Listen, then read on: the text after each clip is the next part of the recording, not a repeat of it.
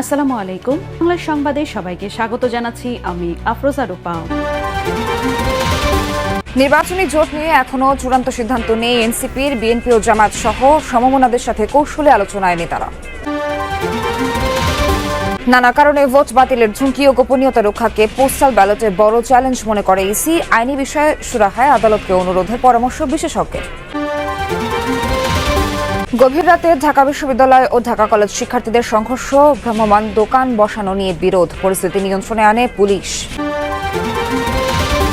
শীর্ষ খেলাপিদের কাছে রাষ্ট্রায়ত্ত 6 বাণিজ্যিক ব্যাংকের পাওনা 85,000 কোটি টাকা, চেষ্টা করেও আদায় হচ্ছে না ঋণ, বেশিরভাগ অর্থ পাচার হয়ে গেছে বলছেন বিশ্লেষকরা। সৌদি আরব ও কাতারের মধ্যস্থতায় থামল আফগান পাকিস্তান সংঘাত, সীমান্তে তুমুল সংঘর্ষে দুপক্ষে ব্যাপক হতাহতের দাবি। জোটবদ্ধ নির্বাচন নাকি এককভাবে লড়াই করবে গণঅভ্যুত্থানের শক্তি, জাতীয় নাগরিক পার্টি এনসিপি? এখনই এমন প্রশ্নের উত্তর না মিললেও পর্দার আড়ালে বিএনপি ও জামায়াতের সাথে সমান তালে এনসিপির আলোচনার গুঞ্জন রাজনৈতিক অঙ্গনে। যদিও দলটির সদস্য সচিব আক্তার হোসেন আলোচনার কথা অস্বীকার করেছেন, তবে যুগ্ম আহ্বায়ক সারওয়ার তুষার বলছেন সিদ্ধান্ত চূড়ান্ত হতে সময় লাগবে আরও কয়েক সপ্তাহ। অবশ্য এনসিপির সাথে জোটের বিষয়ে এখনই অবস্থান খোলাসা করতে রাজি না বিএনপি, আর জামায়াত বলছে জোটের বিষয়ে এখনো আনুষ্ঠানিক সিদ্ধান্ত হয়নি, তবে ফ্যাসিবাদ বিরোধী সব দলের সাথে যোগাযোগ রয়েছে। বিস্তারিত লামিয়া তিথির রিপোর্টে। জাতীয় সরকারের মডেল বিএনপির দীর্ঘদিনের রাজনৈতিক প্রতিশ্রুতি। সে মোতাবেক মিত্রদের জন্য অন্তত 50টি আসন ছাড়ের প্রস্তুতি বিএনপির। এক্ষেত্রে তারেক রহমানের সাম্প্রতিক বক্তব্যে তরুণদের রাজনৈতিক প্ল্যাটফর্ম এনসিপির প্রতি ইতিবাচক মনোভাব প্রকাশ পেয়েছে। একে নতুন দল এনসিপির সাথে নির্বাচনী জোটের ইঙ্গিত হিসেবেও দেখছেন অনেকে। তবে নির্বাচনী জোট নাকি বিএনপি জয়ী হলে শুধু সরকারের অংশীদার হবে এনসিপি, এমন আলোচনা নিয়ে এখনই কোনো মন্তব্য করতে নারাজ বিএনপির শীর্ষ নেতারা। আমাদের সাথে জোটবদ্ধ হয়ে যারা সংগ্রাম করেছে, আন্দোলন করেছে, অনেকে জেল খেটেছেন, নানা নির্যাতনেরও শিকার হয়েছেন। নিঃসন্দেহে তো তাদেরও দাবি আছে যে একটা বড় রাজনৈতিক দল বিএনপি, কিন্তু তাদেরকেও তো কিছু ছাড় দিতে হবে, নিঃসন্দেহে ছাড় দিতে হবে। তাদেরকে কিভাবে অ্যাকোমোডেট করা যায় ইলেকশনের ক্ষেত্রে, নমিনেশনের ক্ষেত্রে, পরে সরকার গঠনের ক্ষেত্রে যদি আমরা নির্বাচিত হই, তখন সরকার গঠনের ক্ষেত্রেও এগুলো তো সবকে নিয়েই করা হবে। এদিকে নির্বাচনী জোট নিয়ে জামায়াত ইসলামী ও এনসিপির দায়িত্বশীল নেতাদের কয়েক দফা বৈঠক হয়েছে বলেও জানা গেছে। তবে জামাত বলছে জোট করার বিষয়ে এখনও আলোচনা শুরু হয়নি। বিএনপিকে ইঙ্গিত করে দলটির সহকারী সেক্রেটারি জেনারেল হামিদুর রহমান আজাদ বলেন, কোন দল কিভাবে জোট করলো বা কে কার সাথে নির্বাচন করবে সেদিকে আপাতত নজর নেই জামায়াতের। জামাত জোটে যাবে এই সিদ্ধান্ত জামাত করে নেয়নি। তবে যারা ফ্যাসিবাদ বিরোধী আন্দোলনে ছিল, দীর্ঘ গণতান্ত্রিক আন্দোলনে ছিল, দেশের স্বার্থে যারা সবসময় কাজ করেছে, তাদের সাথে আমাদের যোগাযোগ আছে। এবং ভোটের নির্বাচনে যদি আমরা জনগণের আস্থা, ভালোবাসা, গ্রহণযোগ্যতা অর্জন করতে পারি, তাহলে আমরা অন্য কিছু এখানে কিভাবে জোট করলো, কার সাথে ইলেকশন করলো, এটার দিকে আমাদের ক্ষমতা দৃষ্টি নাই। নতুন দল হিসেবে নির্বাচনী জোট নিয়ে এনসিপি কি ভাবছে? যখন একদিকে বিএনপির জয়ী হলে ক্ষমতার অংশীদার হওয়ার হাতছানি, অন্যদিকে জামায়াতের বেশি আসন ছাড়ের প্রস্তাব। এ নিয়ে অবশ্য কৌশলী অবস্থান এনসিপি নেতাদের। বিএনপি বা জামাত বা অন্য কোনো দল কার সঙ্গে আমাদের জোট হতে পারে সে ব্যাপারে আমরা এখনো পর্যন্ত কোনো সিদ্ধান্ত গ্রহণ করিনি। আমরা মনে করি যে এনসিপির বাংলাদেশের যে রাজনৈতিক অ্যাপিল রয়েছে, বাংলাদেশের রাজনৈতিক যে আবেদনের জায়গাটা রয়েছে, সেটাকে ধারণ করে এবং বাংলাদেশের সামগ্রিক স্বার্থকে বিবেচনায় নিয়েই আমরা জোটের কথা চিন্তা করতে পারি। এছাড়া এখনো পর্যন্ত আমাদের সাংগঠনিক সিদ্ধান্ত হলো আমরা আমাদের স্বকীয়তা বজায় রেখে আমাদের সামর্থ্যের মধ্য দিয়েই আমরা নির্বাচনে অংশগ্রহণ করতে চাই। আমরা মনে করি যে আমাদের জোটের ব্যাপারে সিদ্ধান্তটা আগামী মাসখানেকের মধ্যে আমরা নিতে পারবো। মানে এই আলোচনাটা একটা প্রগতির দিকে যাবে, যে আমরা যাদের সাথে জোটে যাই না কেন বা আমাদের নেতৃত্বে যদি কোনো জোট করি, তাহলে আমরা কয়েকটা জিনিস আমরা নিশ্চয়তা চাই। একটা হচ্ছে যে আমরা কোনো চাঁদাবাজি কিংবা এই যে মাঠ পর্যায়ের যে এক ধরনের সহিংস রাজনীতি, এটার ব্যাপারে আমাদের রিজার্ভেশন আছে। তো আমরা সেটা জানাবো যে আমরা এটা করতে চাই না। কতগুলো জিনিসের ব্যাপারে আমরা আনকম্প্রোমাইজিং, মুক্তিযুদ্ধ, 24শে গণঅভ্যুত্থান, এইসব ব্যাপারকেও আমরা বিতর্কের ঊর্ধ্বে রাখতে চাই। এগুলো আমাদের জাতীয় সম্পদ।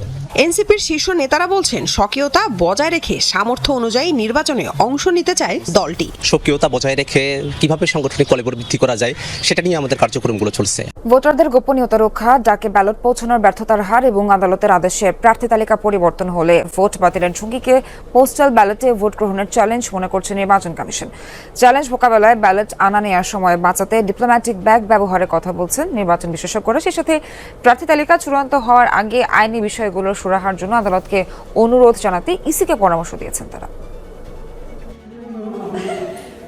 আইনে পোস্টাল ব্যালটে নিয়ম থাকলেও তা কেবল কাগজে কলমেই রয়ে গেছে। এত বছরেও বিদেশ থেকে আসেনি একটি ভোট। ত্রয়োদশ সংসদ নির্বাচনে প্রবাসীদের ভোটে আগ্রহী করতে বেশ কিছু কর্মসূচি নিয়েছে কমিশন। প্রথমবার সরবরাহ করা হবে প্রতীক সম্বলিত পোস্টাল ব্যালট। শুধু প্রবাসীরাই নয়, কারাবন্দী ব্যক্তি, নির্বাচন সংশ্লিষ্ট এবং সরকারি কর্মকর্তা, আইন শৃঙ্খলা বাহিনীর সদস্যরাও ডাকযোগে ভোট দিতে পারবেন।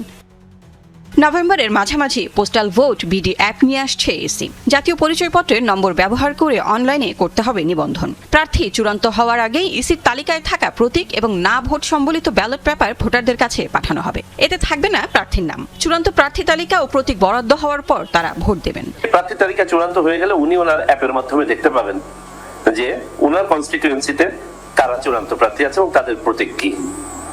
উনি তখন তার পছন্দের প্রতীকে ভোট দিয়ে এবং ওই অনুযায়ী উনি ডিক্লারেশন সাইন করে রিটার্ন ব্যালটটা পোস্ট করে দিবেন।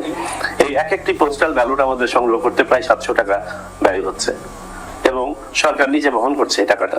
তবে চ্যালেঞ্জ রয়েছে বেশ কয়েকটি। এতে ভোটারদের গোপনীয়তা রক্ষা করা কঠিন। এছাড়া শেষ মুহূর্তে আদালতের আদেশে প্রার্থী তালিকার পরিবর্তন ও ভোট বাতিলের আশঙ্কাকে ঝুঁকি হিসেবে দেখছে কমিশন। কোন একটা রাজনৈতিক দলের পক্ষে ওয়েব তৈরি করার জন্য বা এই ভোটটাকে বিতর্কিত করার জন্য যে ভোটের প্রবাহ প্রবাস থেকে এইরকম যার আসলে কোনো সুযোগ নাই। So this is a challenge. এখানেও সাইবার হ্যাকিং এর সমস্যা আছে। 2 নম্বর চ্যালেঞ্জ যেটা হচ্ছে গোপনীয়তা রক্ষা করা, ভোটের গোপনীয়তা। আরেকটা চ্যালেঞ্জ হচ্ছে wastage rate. Globally 24% wastage rate আছে পোস্টাল ব্যালটের। আমাদের মতো দেশের ক্ষেত্রে এই ওয়েস্টেজ রেটটা আরো বেশি। ব্যালট পাঠানো এবং ভোটদান শেষে আবার ডাকযোগে পাঠানোর সময় কমানোর পরামর্শ এই বিশ্লেষকের। পাশাপাশি পোস্টাল ব্যালট গণনা প্রক্রিয়ায় নজর দেওয়ার পরামর্শ তার। না হলে ভেস্তে যাবে ইসির প্রচেষ্টা, নষ্ট হবে সরকারি অর্থ। সবচেয়ে সহজ এই প্রক্রিয়াটা উত্তরণ করে আদালতকে রিকোয়েস্ট করা। আদালত যদি তাদের আদেশটা চূড়ান্ত করতে পারে প্রতিদ্বন্দ্বী প্রার্থীর তালিকা হওয়ার সাথে সাথে, তাহলে আবার এই ফয়সালা, এই জটিলতাটা অ্যাভয়েড করা সম্ভব। ডিপ্লোম্যাটিক ব্যাগে আনা নেওয়াটা করা, টাইমটা কমানোর জন্য। গুণাগুণি শেষ হয়ে গেলে, চূড়ান্ত ফাইনাল হয়ে গেল যখন, তখন উনি আর বাকি যেগুলো পরে যেগুলো আসবে সেগুলো উনি ওপেন করবেন না।